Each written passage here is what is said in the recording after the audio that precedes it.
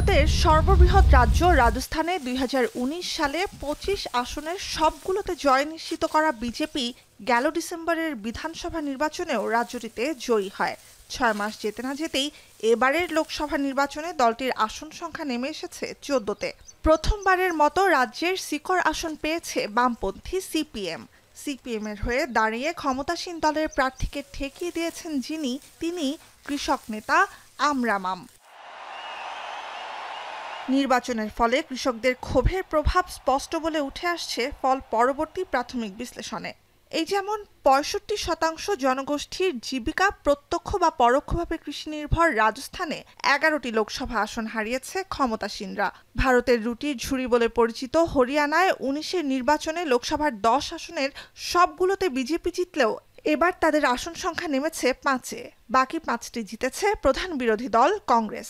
ভারতের সবচেয়ে জনবহুল রাজ্য উত্তরপ্রদেশেও কৃষি খাতের সঙ্গে জড়িত ৬৫% মানুষ।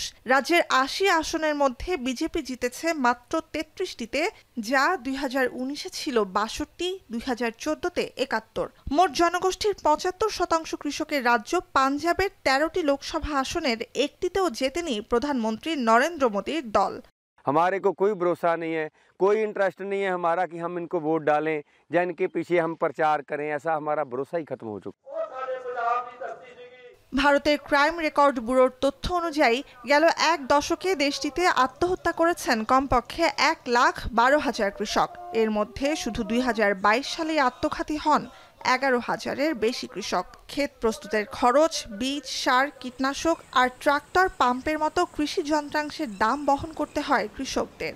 উচ্চ মূল্যস্ফীতি আর একের পর এক প্রাকৃতিক দুর্যোগে শস্য, কৃষিক্ষেত নষ্টের ক্ষতি বহন করতে না পেরে ঋণে জর্জরিত হয়ে মৃত্যুর পথ বেছে নিচ্ছেন তারা। किसान को उसकी फसल का दाम नहीं मिलता। जैसे हमने ये फसल बोई है, हमारे पास कोई गारंटी नहीं है कि ये फसल बिकेगी या नहीं बिकेगी। एक तो हमारा जो समाधान है वो है एमएसपी गारंटी कानून। हमें एमएसपी दे दो। দ্য হিন্দুর বিশ্লেষণ বলছে, গ্রামাঞ্চলে ২% বেশি ভোট কমেছে বিজেপির। অন্যদিকে কংগ্রেস নেতৃত্বাধীন বিরোধী জোটের ভোট বেড়েছে প্রায় ১৮%। ২০১৪ সালে যখন প্রথমবার ক্ষমতায় আসেন সে সময় কৃষি খাতের সংস্কার ও কৃষকদের আয় দ্বিগুণ করার আশ্বাস দিয়েছিলেন মোদি। তবে আজও দারিদ্র্য সীমার নিচে ভারতের কৃষকরা। ২০২২ সালের সরকারি তথ্য অনুযায়ী দেশটিতে একজন কৃষকের দৈনিক গড় আয় মাত্র ২৮ রুপি। अगर मैं घर का मुखिया हूँ, मैं 4 एकड़ ज़मीन की खेती करता हूँ, तो मैं अगर सुसाइड कर लेता हूँ कर्जे के कारण, जब मेरे को फसल का दाम नहीं मिलेगा तो मेरे पास एक ही रास्ता बचेगा कि मैं अपने आप को ख़त्म कर दूँ। কৃষকদের সংগঠনের সাথে আলোচনা ছাড়াই ২০২০ সালে ভারতের কৃষিখাত নিয়ন্ত্রণে ৩টি বিতর্কিত আইন পাশের চেষ্টা করে মোদী সরকার। পরে বছরব্যাপী ও সহিংস আন্দোলনের মুখে আইন কার্যকর স্থগিত হলেও কমেনি কৃষকদের দুর্ভোগ। শস্যের ন্যূনতম সহায়ক মূল্যের আইনি নিশ্চয়তা সহ বিভিন্ন দাবিতে গেল ফেব্রুয়ারি থেকে আবারও রাজপথে লাখো কৃষক। বিশ্লেষকরাও বলছেন, মোদী সরকারের কৃষি নীতিমালা বিগত ২ মেয়াদে কৃষকদের পরিস্থিতি কেবল খারাপের দিকেই নিয়েছে। कितने दिन हो गए हम वहाँ पे बैठे हुए हैं, हमारे ऊपर आंसू गैस फेंके, अभी तक हमारी आंखों में से धुआं नहीं निकला। तो आप चुनाव में से आप हमारे से वोट मांगने आ गए। ১৫০ কোটি জনসংখ্যার ভারতে ৪০% বেশি মানুষ কৃষির ওপর নির্ভরশীল।